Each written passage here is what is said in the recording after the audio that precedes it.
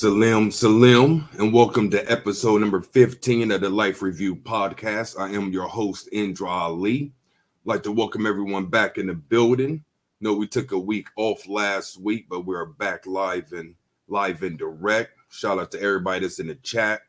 Shout out to my moderator, Sensor Ray. And shout out to everybody that's going to view this in the archive. So let's get into the intro, and I'll be back in one momento.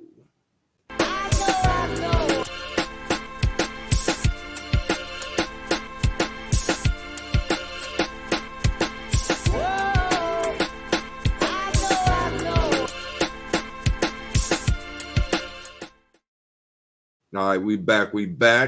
What up, Miss Coco B? What's up, Brooklyn in the building? Roland, Holistic Great Grandma, Shavita, Soul Liberation, Shanika, Your Spiritual HG, JazzTheMedium.com, Stephanie.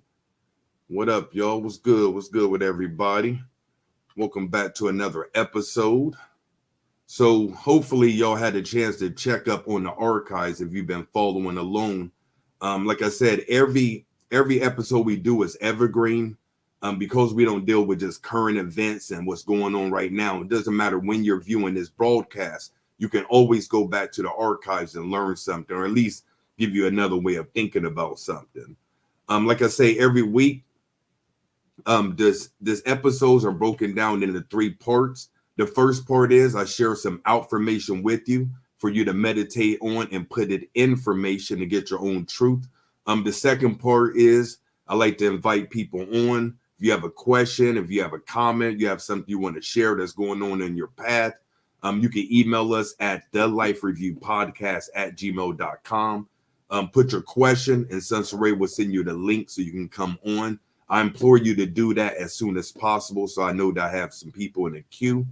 The third part of the broadcast is you post a question in the chat, and I'll answer it to the best of my ability. That's the format every episode. And this show was created to promote and to provoke you to ask yourself certain questions, to review your life while you're in the present. Is a popular metaphysical concept or a spiritual concept that when you transition, you do what's called a life review. If you're not familiar with that, type in the words life review, out-of-body experience, near-death experience, put those keywords in, you'll find a plethora of information about it. But during your life review, you're actually reviewing your life. How did I treat people? What did I do with my time on earth, et cetera, et cetera? This podcast was created so you can review your life now.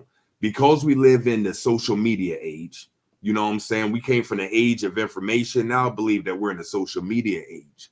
Because we're in a social media age, many people are distracted. You know what I'm saying? Like, I don't have to tell you this. You may be one of those people that's distracted. Because we're bombarded with all these current events, all this person's life, that person sleeping with that person, this celebrity is doing this. Because most people are consumed with all that stuff, they're distracted hard body, and they don't review their life. So if you want to grow, ask yourself these 3 different questions.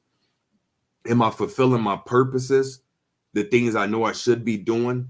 Am I learning my life lessons? And am I overcoming spiritual blocks? Whenever you find yourself getting off your path, you feel like you fell off, you know what I'm saying? A lot of people like to say, man, I fell off. I need to get back on. How do you get back on? If you fell off on something, then how do you get back on? How do you get back on that proverbial horse? You ask yourself those 3 questions. Am I fulfilling my purposes? Doing the things I know I should be doing? Am I learning my life lessons? Am I repeating the same mistakes over and over and over? If this is school, am I flunking the same level over and over and over? Those are your life lessons, the reasons why you came to earth. And are you overcoming those spiritual blocks, those temporary setbacks, those temporary hurdles, things you know you can get over, laziness, lack of information, et cetera, et cetera. Begin to do that on an everyday basis, especially when you feel like you're off your path. I promise you it's going to tether you back on your path so you can go forward. So today's episode is entitled Master. Today's episode is entitled Master. For those who, shout out to Mon Dukes, Karen Pippi, I see you just popped up in the chat as well. For those who are listening to this broadcast live, watching me live on YouTube, in the chat, Put a one word synonymous, a synonym for master. Put a one word synonym for master. What does master mean to you? Use one word. Go ahead and do that now. If you're watching this on the playback, you can leave it in the comment section. What does the word master mean to you? Now, I know there's a slight delay, so it might be a slight pause as well on the playback. But what does the word master mean to you? One word. Okay, I see wisdom, manifest, guru, conquer, professional, competence, knowing, expert, teacher, manifest, teacher, completion, overcoming, self-awareness or overcomer, dominant, authority, myself. Shout out to my Dukes. I like that answer. Fearless, completion. What else, y'all? What does master mean to you? Just one word. Complete, completion. See a lot of completion, a lot of teachers. So let me go over to the dictionary. Oh, what up, Cesar? See you in the building. Dedication. So great answers. No right or wrong. Just picking y'all's brain. So when you look at master as far as the dictionary, a man who has people working for him, especially servants or slaves, a man in charge of an organization or group, having or showing very great skill or proficiency, main, principle, acquire complete knowledge or skill in accomplishment, technique, or art, gain control of or overcome. So the definition, and shout out to everybody that's keep putting your answer in the chat. The word I want to focus on as it relates to master is control. Can we safely agree that if you're a master of something, that means you have control over something? You know, to use maybe like this might be a touchy example for some people, but when you look at slavery, the master had control over the slave. The master controlled when the slave ate, when he worked, what he was able to consume on a daily basis. He controlled basically a whole part of the slave's life. And when the slave become free, then they have control over their life. But do they really? Like some would postulate that we are still in slavery. That just because you're not in shackles, just because you don't live on a plantation, doesn't mean you're not a slave. Depending on the way you move, depending on what you're influenced by, depending on how you live your life, you may still be a slave, a modern day slave. You feel me? It doesn't matter if you go to work or you're self-employed. That doesn't matter. It's a mentality. A lot of people, just like religion, you could say religion is going to church and following a minister and reading the Bible or Quran or something like that. But a lot of people in the so-called spiritual community still have a religious mentality. Instead of waiting on Jesus to come save them, they're waiting on Oshun to come save them. Instead of looking at the book as the Bible as the main book, they may say the Kabbalion or the Universal Laws is the main book. And anything outside of that doesn't exist. So just because you're not indoctrinated in something doesn't mean that you can't be a part of it. I promise you, a lot of you so-called spiritual Negroes are still religious, in my opinion, based on the way you move. You have a religious mindset. So when we look at slave and master, those are the two things. Those are the spectrums. That's the end result, the spectrum. You're either going to be a slave or you're going to be a master. Yes, you can be part of one of the same, but not too many people are that, I would say, well-rounded that they know when to be the slave and they know when to be the master. Because polarity teaches us that just because you're the master doesn't mean you're always the master. You're going to be a slave as well. You're going to be a little bit of both or whatever. But just to keep this very eye level and not get too occult with it or whatever, if you're a master of something, that simply means you're in control. So a lot of you are wanting to be your own master, but you default to other things too much outside of yourself, so you're not going to be a master. So I have a few things to let you know that if you're in control of yourself or not in control of yourself, and it goes a little something like this. And this is in no particular order. You're influenced too easily. You're influenced too easily. A lot of you right now can go on social media, go on Facebook or whatever, and you can be You can see somebody just talking about their experience, say dealing with Reiki. And because you've seen that person talking about their experience with Reiki, now you want to learn Reiki. Next day, you go on Facebook and someone's talking about balancing their chakras with crystals. Now you're interested in balancing your chakras with crystal. Day 3, you go on Facebook and someone's talking about today is an 11 day in numerology, and 11 means the next level and psychic ability, etc., etc. Now you're interested in numerology.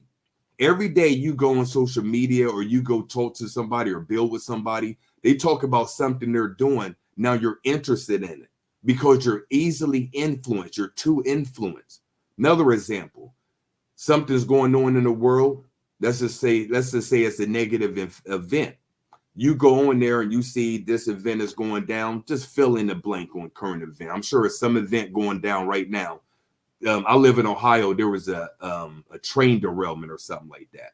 So now you go on social media, you see that there's a train derailment. Now your day is ruined. All you can think about is, look what they're doing to us again. They know about this. This is a conspiracy. Now you're out your hookup because you're too easily influenced by other people.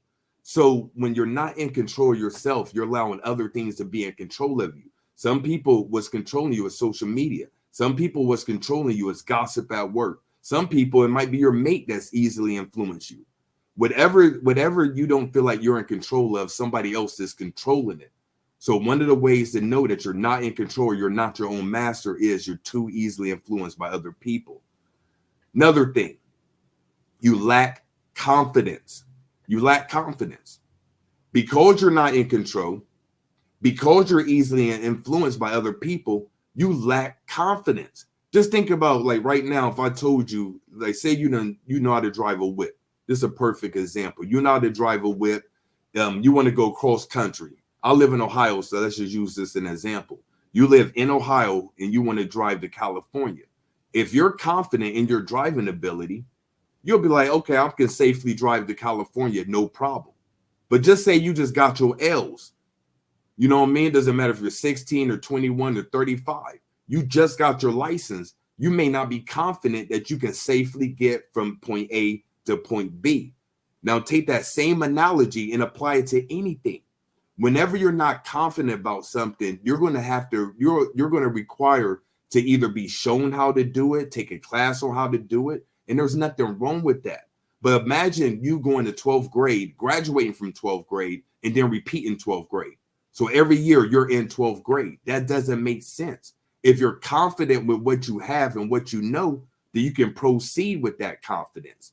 But if you're not in control of yourself, if you're not in control of whatever area of life that you want to talk about, relationship, spirituality, diet, health, etc., if you're not in control of that, then you're not going to be confident to do that, to do whatever you need to do. So whenever you're lacking confidence, that's a sign that you don't have mastery over that said subject.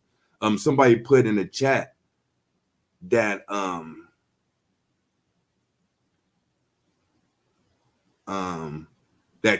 master, or another word for master, is self-awareness. You have to be confident in knowing who you are. A teacher, you have to be confident in teaching. Like, confidence is going to be at the common denominator of a lot of these answers. So when you don't have confidence, it's going to be very difficult to be in control of what you have to do. So that's another thing that lets you know that you're out of control, is you're lacking confidence in whatever area of life that we're talking about. Another thing too, and it's kind of going along with influence too easily, is you default to others too much. You default to others too much. Well, I noticed with myself, especially early in the path, when I wasn't confident, when I didn't have mastery over myself, not mastery over other people, but mastery over myself, then I found myself having to seek out information outside of myself. Like, I want to start, just use an example, I want to start this altar. Instead of confidently going and copying the items I need and setting up my altar the way I need to set it up or whatever, when you default to others, you don't have confidence, you're going to research hard body on a YouTube, on Google. You don't look outside of yourself too much, and you don't get all this information. But what end up happening is because you don't apply the information, you start to become confused because this person be like, you can have an altar in your bedroom. Then you go listen to somebody else and they be like, man, you shouldn't have an altar in your bedroom. So you're going to get conflicted information because you're defaulting to others too much. And I'm not saying that you shouldn't seek out information for anybody. Don't mix my words. What I'm saying is when you default to others too much, everybody has an opinion. Like I tell you all the time, when I first started talking about the altar, there wasn't too many people talking about ancestors' altars. But now you put in ancestor altar, you're going to get every Tom, Dick, and Harry telling you how to do your altar work. And if you listen to everybody, it's going to be conflicted information. Then you're going to be confused. What I noticed with myself is I started doing my altar work. I had my own experience. And once I started knowing what I needed to do, then I stopped listening to other people. In my opinion, it doesn't make sense if you know what you should be doing to listen to others tell you about what you should be doing in that area.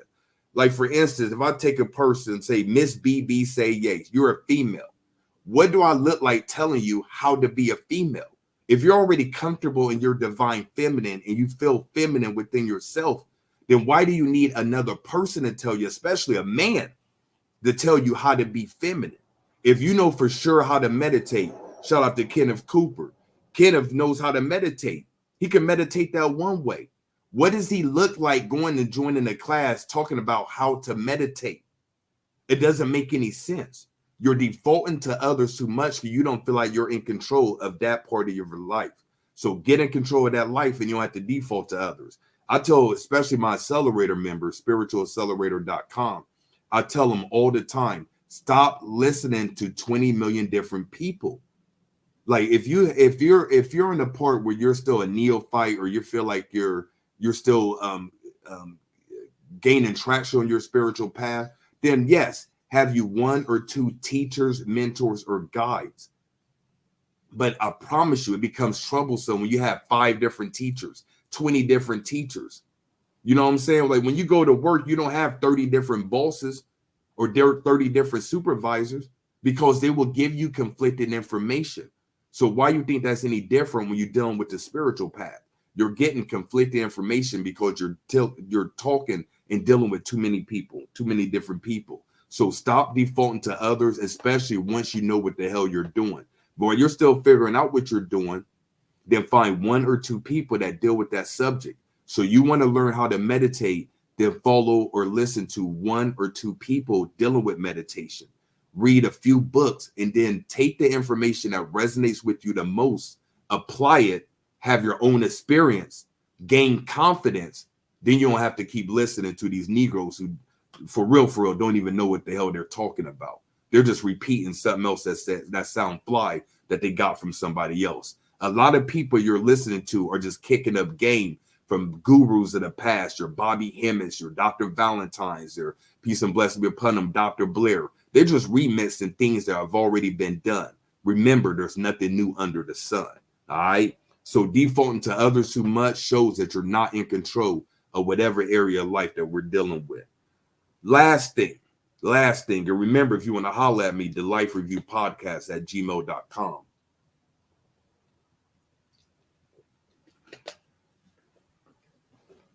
Yeah, if you want to holler at me, make sure to come through ASAP. Shout out to all 60-something of y'all in the building. Another way that you know you're lacking control and you don't have mastery is you have undesired results. Undesired results.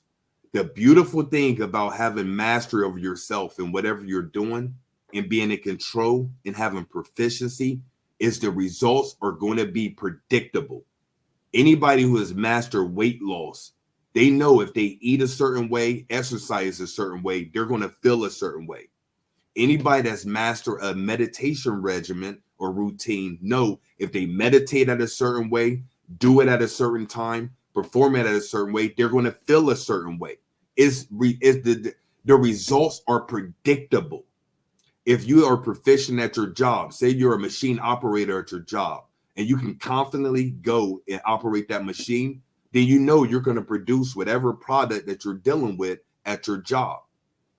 If you're, you know what I mean? We can go on and on. your results are predictable when you're in control of things. So you feel like if you feel like right now that everything is unpredictable, that you have things in your life that you don't desire, that they're not able to manifest certain things, it's because you don't have control and mastery over it. Anybody that knows, think about something you know for sure that you're competent in. It could be as simple example as driving. It could be a simple example as walking. It could be a simple example as talking. You're confident you can do it. The results are predictable. Now think about something you're not confident in.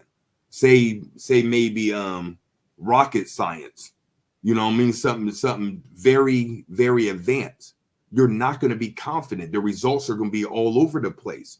So if you feel like you having results and it's undesirable, like things are happening to you and you don't feel like you're making things happen, it's because you don't have control over that thing. A lot of you are having these experiences where you're starting to see numbers like 1111 and 222 and 333. When it happens to you, what do? You go to social media, ask, what does this mean? You look up articles, what does this mean? Like I shared with y'all, when I first started having that phenomenon happen to me, it felt like the universe was speaking to me. And I started looking up the information. Okay, what does 1111 mean? A lot of people at that time, this is but 15, 20 years ago or so, a lot of people at that time were saying that it's a communication from angels, that there are angel numbers. The person that coined the word angel number, she went back to Christianity. If you look that up, what was her name? Doreen Virtue. She termed that name angel numbers. That person went back to Christianity. But I digress. We ain't talking about that. So when I looked up the 1111 and what does that mean, they said it's an angel number and the angels are communicating with you. You know what I mean? Like at first, okay, that sounds fly, but what are they saying? You know what I mean? Like 1111 is saying the same thing. And what my spirit told me was it's a wake up call. And I got it. And once I quote unquote really woke up, I stopped seeing those numbers as much. Now when I see those numbers, for me on my path, it serves more as a confirmation. I could be thinking something or have a download, look at the clock and it says 11:11 or 9:11 or something like that. And I take that as a confirmation from what I'm already thinking. I don't look at it as, oh, okay, the heavens are opening up and your wishes might come in. I don't view it that way anymore. If you view it that way, do you, boo-boo? You know what I mean? Do you? But what I'm saying is, once you have a certain confidence, once you're in control, once you have a certain mastery over your path, then you can define things for yourself as opposed to letting other people define it for you. You feel what I'm saying? Don't let that go over your head. You're letting a lot of people define things for you. I don't care if Jesus, Allah, and Muhammad came and said, no, Ali, you got it wrong. 11:11 means this. I can gracefully say thank you and keep it moving because I don't care what the hell they say. You want to get to the point where your confidence and your spiritual bravado is, you know what the hell you're doing. You're your own master and you move appropriately. That's how you know you made this thing your own. So once again, the way that you know that you don't have mastery over certain things, the way that you know that you're not in control is you're influenced too easily, not by other people, places, and things. You lack confidence. You default to others too much. You always need someone else's opinion. When you want to make a move, you need people to pat you on the back and say, go ahead, sister, you need to go do that. And please don't mix my words saying that there's anything wrong with this. I'm only talking to those who really want to be their own master, their own guru. They want to look in the mirror and see that they are the ones they've been waiting for. That's the people I'm talking to. If you're at peace with yourself, then I don't even know why you're listening to this for real, for real. I'm only talking to people who want to be their own master. So you default to others too much and you have undesired results, meaning that your results are all over the place because you don't have a set routine and you haven't taken full control of your path. All right. So hopefully that made sense. I'm going to take a quick break. And when I come back, we'll see if anybody want to come holler at me. The Life Review Podcast at gmail.com. Go ahead and email us and we'll send you a link so you can join the broadcast. I'll be back in one momento.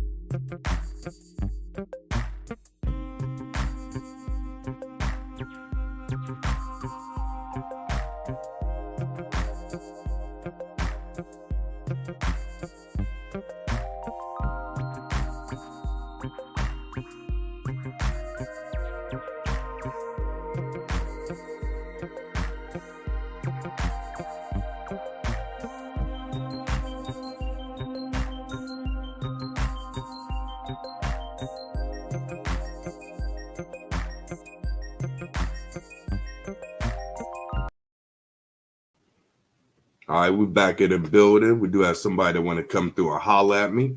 Make sure to email us at deadlifereviewpodcast@gmail.com if you want to come holler at your boy. So let me bring the first person on. Chica 996, welcome to the broadcast. What's good? Hey, what's good, Grand Rising? We back. All right, peace, bro. What's good with you? Not much, just chilling, man. But I heard.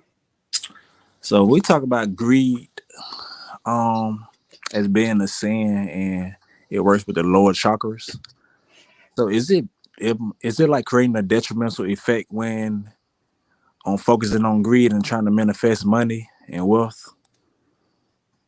You ever heard that saying, too much of anything makes you an addict? Yeah.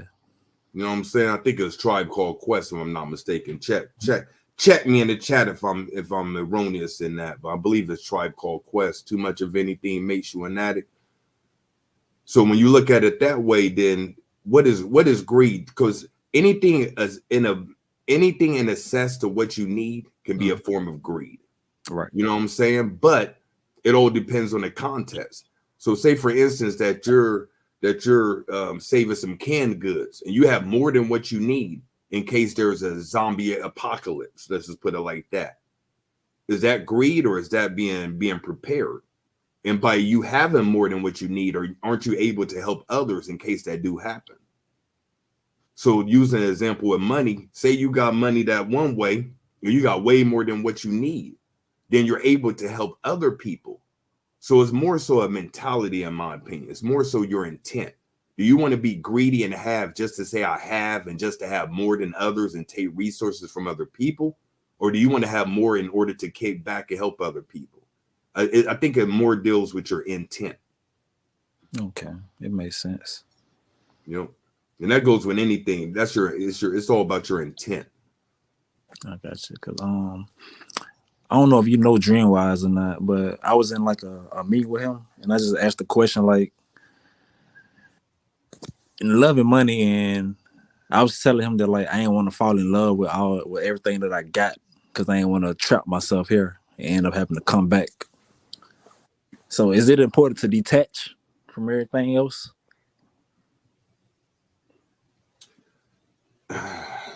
It's a difficult question depending on where you are on your path. A simple answer is yes, you want to be detached, but you also have to be attached and engaged. Like say for instance, you have children. You have to be detached from your children in order to let them go, either if they transition or have an untimely death, universe forbid, or they're ready to leave the house. You got to be somewhat detached when you can let them go. But you also have to be attached and let them know that you love them and care for them. You know what I'm saying? So it's a matter of, I don't want to talk out both sides of the butt, you feel me? But everything in the cult is like that. It is, but it ain't. So yes, you want to be detached, but you also want to be attached because you have a body and a physical apparatus for a reason. Like, why are you here? You don't have to be involved with other people. You want to be involved with relationships. You got to make money. You know what I mean? You got to do certain things that requires to keep this body afloat and keep this thing working. But you also have to be detached to the point where when you do transition, you don't feel like you can't leave this place. Right. You're attached to your children. You're attached to your house. You're attached to your ideals, your house, your livelihood and stuff like that. You know what I'm saying? So you have to be attached and detached. You have to be engaged and detached at the same time. Like a balance, I guess. Like a balance. Yep, that's a beautiful way of putting it.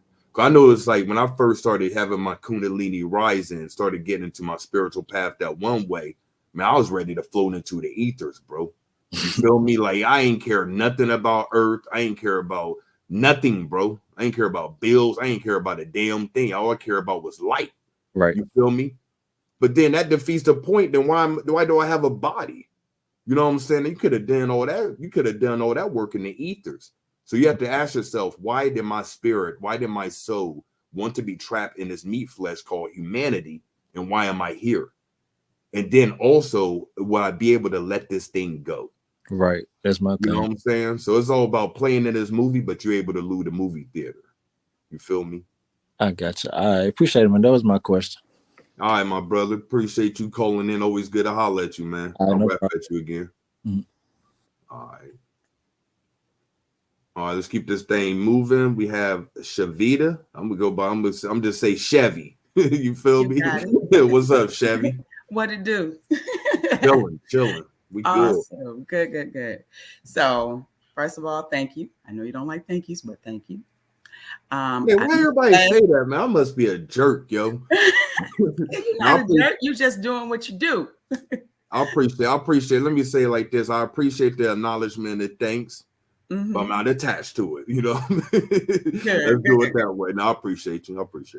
Thanks so much. But my question to you is, what exactly am I supposed to be doing with my life? You know, that's fulfilling to myself as well as serving others. I've been a teacher for 22 years, and I had to back up out of there because middle school kids, I'm 6'2", 220, add 10 to that. And the kids are just so irate and angry. I mean, you would have kids literally my size coming up in my face because I tell them take the hood off or pull your pants up. Then the parents will call and the parents say, oh, I'm coming up there. I said, okay, well, do you want a screen time? FaceTime me first so I can know what you look like. So at 4:15, when I walk out the building, I'll know what time it is because I'm not the one that's going to be on the other side of the news. Oh, teacher shot or teacher beat up. So I had to leave that. And I got into, I'm in real estate now. I like it, but it doesn't give me that punch, that ooh-wee. You know what I'm saying? I'm an athlete as well. So I know what it's like to be in that zone. You know what I'm saying? So teaching and real estate didn't do it for me. And now I'm just like frustrated because I'm like, I feel like I'm in this like, just in this la-la land, just whirling around, trying to figure things out. And I can feel like that frustration and that unhappiness or that unfulfilling is just spewing over into my personal life because I'm trying to figure these things out while manage life all around me. Does that make sense? That makes total sense. And the thing is, many people probably identify with that. Okay. You know what I mean? Many people at a job that they don't want to be at, you know what I'm saying, or any other situation they don't really desire to be at. So my whole thing is like, you want to make this thing dumb simple. What am I drawn to? And what do I feel like doing? You know, those are simple questions. Because we'll answer those questions, but then you'd be like, but for instance, you could be like, well, I'm drawn to real estate, but I'm not giving back to my community. I'm not helping children. I'm not doing this. I don't have a guaranteed and you know what I mean? All those buts after those are usually excuses. When those buts come in, those are usually excuses. The first answer is your path and where you should be going. So my question to you is, what are you drawn to the most and what do you want to do? I like speaking. I like motivating others. I was a coach, coach sports in the past. So that was just like, it would put me there to where I could see like, hey, when I see a product and you're creating a product and then you have the vision and then boom, it manifests itself. It's the same thing with coaching a child or coaching anybody else.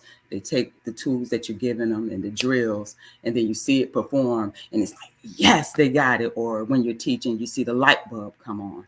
You know, you don't have to say, do you understand? You can just feel it and then you can see the expression like, oh, okay, I got it now. Thanks. So I get joy out of seeing that happen or experiencing that and seeing smiles on other people's faces. Mm-hmm. You know, I love the fact that I can crack a joke and make others laugh, you know, but at the same time, I'll go off on you too if you're out of line. I understand that my spiritual number is 4. So I love new information. I can get bored really easily. So I just want to know that one thing that is keep me consistent in that zone, that I know that I'm continuously doing this and money is not a factor, but it's so much joy and passion there that it doesn't matter. That keeps me elevated, because I know if I go back to that school system, it's outgrown that box, you know, especially now that I get the programming, you know, so with all of my readings and stuff that I found about the school system. So, well, it sounds like I mean, I hate to make it sound dumb simple, but it sounds like a simple answer. You just essentially said what you want to do. What I said? You said speaking. Speaking. Okay. You said speaking and, what, for lack of a better word, counseling, consulting, speaking, helping people one-on-one. That'd be counseling. Okay. You basically said what you wanted to do. Now, what's preventing you from doing that, then that's a whole nother discussion in itself. Right. You know what I'm saying? So you've done real estate, which deals with housing. A major part of the house is foundation, right? Right. You done teaching with children. So you have to build a foundation in order to consult. That's what your experiences are teaching you. A lot of things that you do now is based off what you've done in the past. You know what I'm saying? So you might have had that experience, so you can caveat that to helping people one-on-one. Okay. So if I were you, what I would work on is a foundation, set up a foundation so you can help people one-on-one. Okay. It could be starting a podcast. It could be networking. It could be joining a club or organization. You know what I'm saying? It could be creating a group. It could be a myriad of ways. But once you be like, okay, what foundation do I want to set up so I can help people one-on-one? It could be a curriculum. It could be a book. It could be many different things, or it can be all those things contributing to one. You know what I'm saying? Yeah. And once you have it, you'll know you have it because you wake up and that's what you think about. You go to sleep and that's what you think about. The thing, I have healthy obsessions, and when I get onto something, it's what I think about when I wake up, and it's what I go to bed thinking about. You see what I'm saying? So once you know you tapped into that bag, into that channel, into that vessel, then that's what it is. It consumes your thoughts. You wake up thinking about it, and you go to sleep thinking about it. Okay. Got it. Makes sense? Yes, it does. It makes plenty of sense. I appreciate that. Sometimes you just got to hear the layers peeled off to get to the core. I think I got so much stuff, so many distractions going on, and I'm trying to figure it out too much. You know, you want something really bad, or you chasing something, it starts running away from you. That's how it feels. So you broke it down to the simplest form, which is the sign of a master teacher. Appreciate that. So now I just have to figure the scope of things out. I had thought about doing a podcast and going live and things like that. Even spoken with a girlfriend of mine about it. She was like, yeah, let's do that shit. Excuse my language. I'm sorry. But so I really appreciate this, and I'm going to dig a little bit deeper. Thank you so much. Yeah, I'm gonna put you off, but listen to what I'm about to say after this, okay? Okay. All right, peace. Remember, y'all, spirituality and doing things is more so about letting things go as opposed to adding things. Like, I need to remind y'all and say this a lot more. It's about letting things go, letting go. Because just using Chevy as an example, She has to let go of the opinions of others. Other people view her as a teacher and this and that and another. Her students view her this way. You have to let all that go. You have to let go of what society tells you that you should be doing. You have to let go of your ego telling you, okay, you're not going to be good at this. You're not qualified for that. You need to have more schooling. You need to let go of all these different things. And once you let go of all the things that don't serve you, you'll be left with things that do serve you. It's a very simple strategy. Let go of all the things, all the extraness. Because what society tells you is that you're not good enough and you need this next thing. You want to lose weight, you need this. You want a relationship, you need this.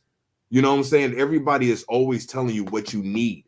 I'm here to tell you, you need to let go of all that stuff that you think you need and get down to the root of it. Once you get rid of all the shackles and things and all the ideals and people and places and all these different things telling you what you're not, then you'll be left with what you are. You feel me? That's more of a spiritual approach, is letting things go as opposed to adding things. I promise you, we don't need to add things. We need to let things go. You feel what I'm saying? Let me get some nines in the chat box if y'all feel what I'm saying, yo. Make sure I ain't just talking to myself. You know what I mean? Because I get it. I want y'all to get it. You feel me? And like, once again, I come here as a person that I'm only sharing things that work for me. I'm not sharing things I've read or what sounds fly to me and stuff like that. You know what I'm saying? My man put the 666, which is a 9. You trying to scare these Negroes, yo. They ain't ready. Cats get real spooked when they see that 666. I'll be talking to people, man. You know, I got some of a jerk in me. And I'm like, if there was a devil, you know what I mean? Keyword, if there really was a devil, then how would his number be 666? That don't even make any sense. Just think about that logically. Say there was a devil, a real life devil. How would his number be 666? Makes no sense whatsoever. You know what I'm saying? Now, I see them 9s in the chat box. Yo copying.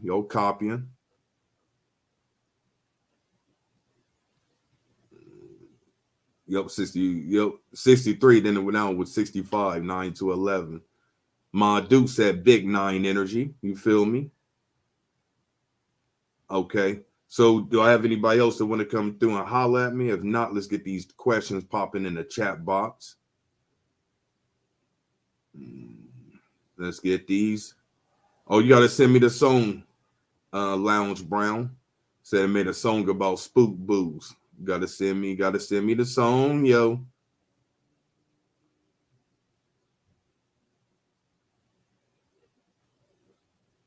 All right, babe, let's get some questions popping.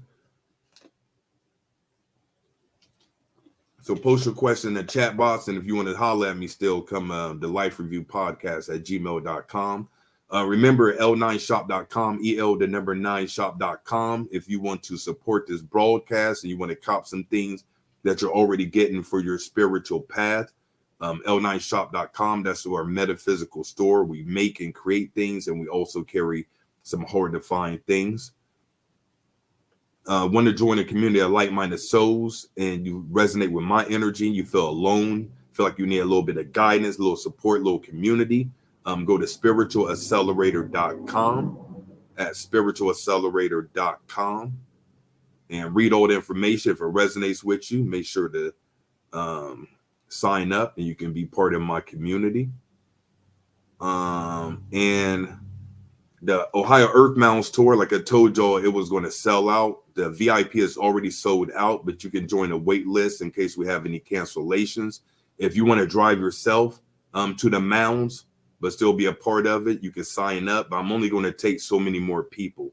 For real, I don't think I want to take more than 20 people on this thing. You know what I'm saying? And we already got close to it. So if you want to be a part of history, you want to join me in the mounds, make sure to go to indraali.com and click on Ohio Earth Mounds. All right. So we do have somebody that want to come through and holler at me. I'm going to bring this person on, and then I'm going to entertain some questions in the chat box. So Miss BB, say yay, hey, day. What it do? Hello. How are you?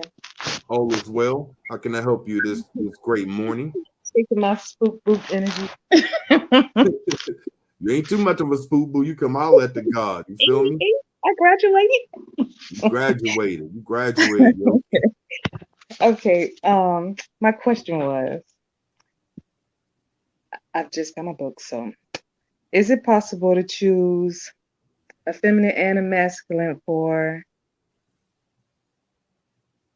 numbers? And even if my core numbers like duplicate.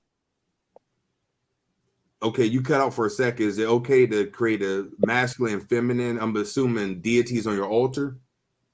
Yes, for each of my core numbers, even if it duplicates like just two numbers, but you know. I'm gonna answer this real simple and real quickly. Yes, for sure. Okay. I recommend having a god and a goddess on your altar, at least one. Okay. So So if simple I answer was is yes. to choose like I guess for each number category, I guess. That's what I'm asking. You could, but I wouldn't do that. I would only Okay. work with a couple. Because say for instance, you put two deities on your altar and you feel like that energy meshes well with you. But Mhm. if you put 20 deities on your altar and you feel all chaotic and confused, then how you know which one is causing the confusion? I'm Okay. more so rather start small and add on as opposed to starting huge and taking away. Okay. Make sense? Yeah. All right. There you All go. right. Enjoy it. Appreciate you calling in. All right. Peace. Got spook booze. Hey, yo, we got spook booze coming to holler at me. You feel me? Spook booze need songs too. You wow. Okay, go ahead and pop them questions up, babe, and we'll get this thing cracking. We got about 12 more minutes. Or Ra, UOB, I'm on the VIP. I'm ready. Ready. I hope you are. Look forward to meeting you or seeing you if I've already met you before. Can you teach something you are still learning about? You can teach anything that you know. So you can be learning about something and still teach it. Yes. My whole thing is don't talk about stuff that you have no comprehension of. So if you have a comprehension of something, I don't see any problem with you talking about or sharing it. And also don't, this may fall on deaf ears, but don't look at yourself like a teacher per se. You notice with me, I've had many people email me and come on here like you're a master teacher and you're my teacher. I've had all of that stuff, but you never hear me get on stage or get up here like I'm about to teach you this, I'm about to teach you that. I'm more so take the approach. I'm just sharing information. Because you get to the point where you feel like you're teaching people and then you don't have people learning, then you make you feel like you're not a qualified teacher. You don't know what you're talking about. You know what I'm saying? But if you get up here and just share information or share things that's worked for you, then you can take that mindset and it comes across differently, in my opinion. You have these people, you know, and it's usually a man, you know what I'm saying, that feel like they're a master teacher and they come across like they're authority at this or that. And I'm not saying they're not, but they come across, in my opinion, with too much ego and it make it too much about them. Like like I said many times, I'm very comfortable fading to the black. If I feel like my words are not helping people, I have no problem shutting the hell up. But if I become too attached to this ego called I'm a teacher, then I feel like that's what I have to do, even when I don't feel like I should be doing it, if that makes any sense. So just get into a habit of sharing with the information that you know. All right. What up, Christine? Okay. How to advise a friend who is so unhappy and unmotivated that she sounds like she's going to give up. Um, have them find something that really brings them joy. And it's going to be different for everyone. Sound like that person is depressed. Whenever you're in depressed mode or in a depressed state, you have to find things that bring you joy. So it's as simple as doing things that really make them happy. For some people, I recommended that they listen to a comedy, you know, watch more comedic movies or go to a comedy club or something like that. You just have to find something that brings you joy. And it may be somewhat toxic, but if you had to tell a person either sit with depression that can lead to suicide or do something that someone else deems toxic, I would choose the latter any day of the week.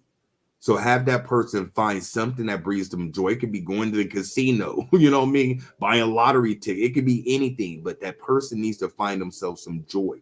Then I recommend that they speak to someone who is a professional and qualified. This could be a counselor. This could be a coach. This could be a mentor. This could be a spiritual teacher. This could be whoever. Find something that brings you joy and speak to someone that you trust. Those would be the 2 steps I recommend that person take.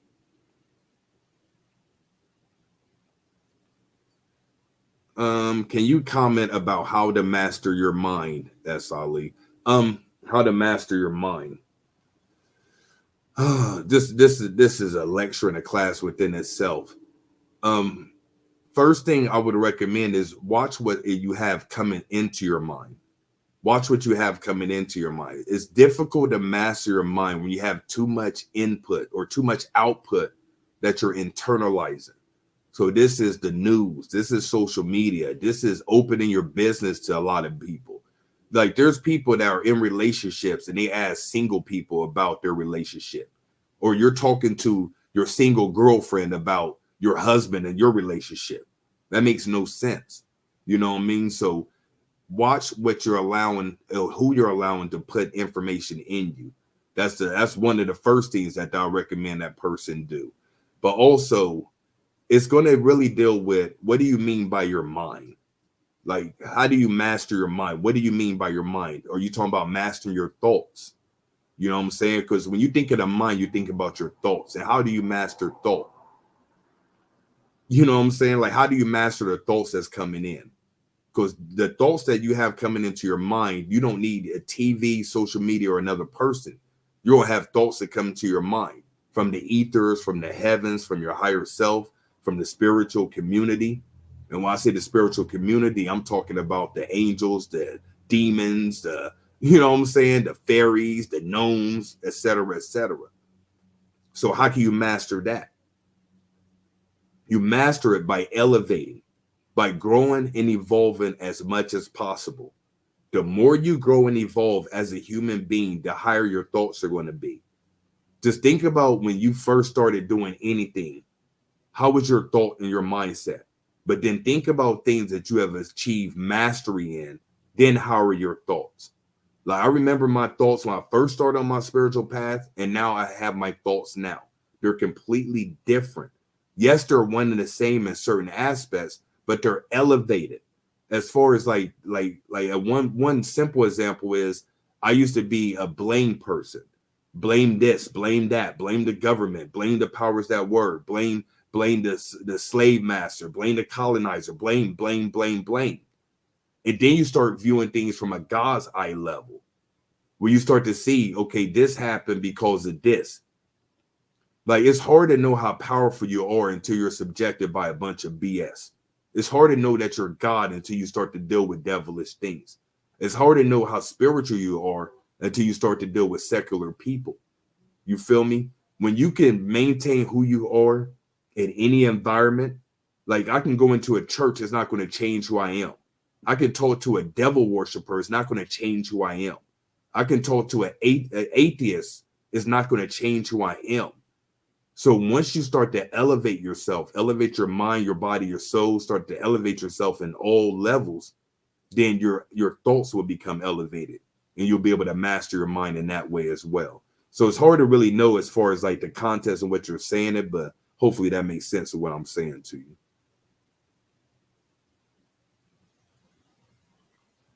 How do you narrow it down to one thing when there are several things that you want to work on yourself? Then you want to, oh, what up, Jackie? Do you want to prioritize? You want to see what are you mostly drawn to? What are you mostly drawn to?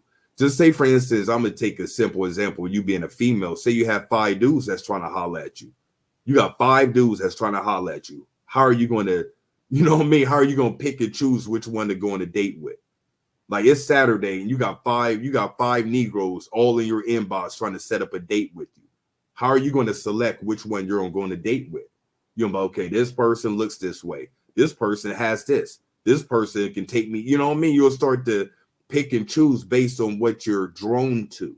So look at you focus on several things. What are you drawn to the most? which makes the most sense in this time and space right now. Not tomorrow, not next year. What makes the most sense right now? What are you most drawn to? And then you begin there. That'd be my recommendation for that.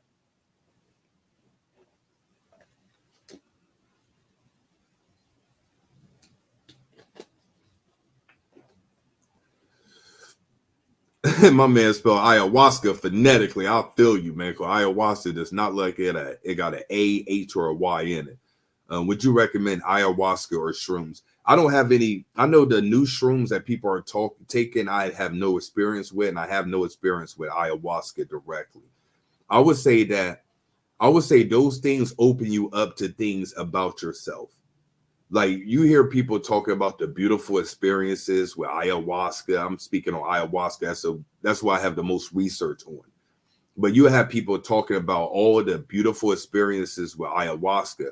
But what you don't hear people talking about and repeating is the negative experiences, quote unquote, that people have on ayahuasca. Because when you take something that's opening you up, you're going to open yourself up to higher and lower aspects of yourself. So say, for instance, you're a person that have worked on yourself, you've evolved, you take ayahuasca, you may be presented to a world that's quote unquote beautiful. But so let's say you're going through a lot of chaos, a lot of darkness, quote unquote, a lot of drama, a lot of things in your life that aren't savory.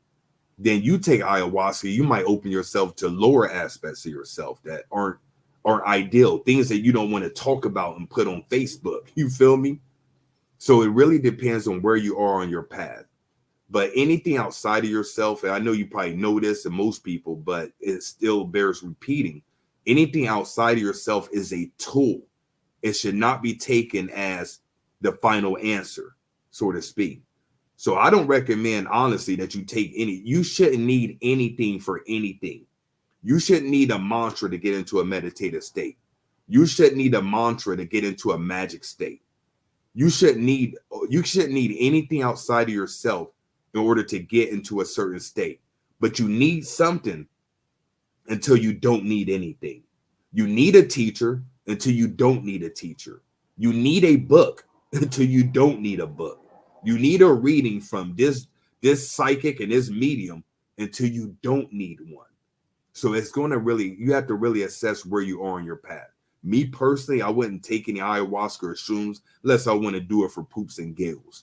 I don't feel like I need to, you know what I'm saying? But if you feel like you need to, then you may need to until you don't feel like you need to, if that makes any sense. All right, let me get one more.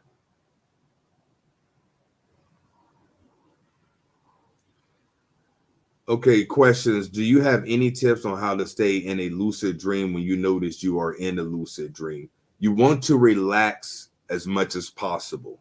You want to relax as much as possible, and you want to start to have control. Going back to the topic of today's program, talking about mastery and control. Whenever you're in a lucid dream or in a dream period, most of your dreams, you feel like you're not in control. The thing about a lucid dream is you're aware that you're in a dream. The next thing you want to do is be in control and not let the dream dictate to you, but you dictate the dream. So simply put, what I would do is I would focus on what do I want to do? Where do I want to go? Who do I want to see? Who do I want to be around? So bam, you're lucid in a dream. I want to go to ancient Kemet. I want to go to Egypt. I want to go to France. And start to control exactly where you are and where you want to go. That's what I would recommend for that. The number one thing, relax. Don't get worked up. Just like sleep paralysis. You would just want to relax. And then the next thing you want to do is control and dictate what you want to do. So relax and then project where you want to go and where you want to be and who you want to be around. That'd be my recommendation real quick in this time span for that question. All right. What up? Well, Letish, I see you in the building. What up, Pam? I see you as well. Okay, that's what it do. That's what it do. So appreciate everybody for coming through of episode 15 of the Life Review Podcast. I will be back next week, same time, same channel. If you want to, you can subscribe to the channel so you can get notified. Other than that, you can post it on your calendar. My accelerator members, our next webcast is Wednesday. Make sure to check the dashboard. We have a Q&A and we have a topic in addition to the Q&A. If you're not in the accelerator community, go to spiritualaccelerator.com. Read the information. You can join and be a part of that community. So Indra Ali signing out until next time, yo. Peace.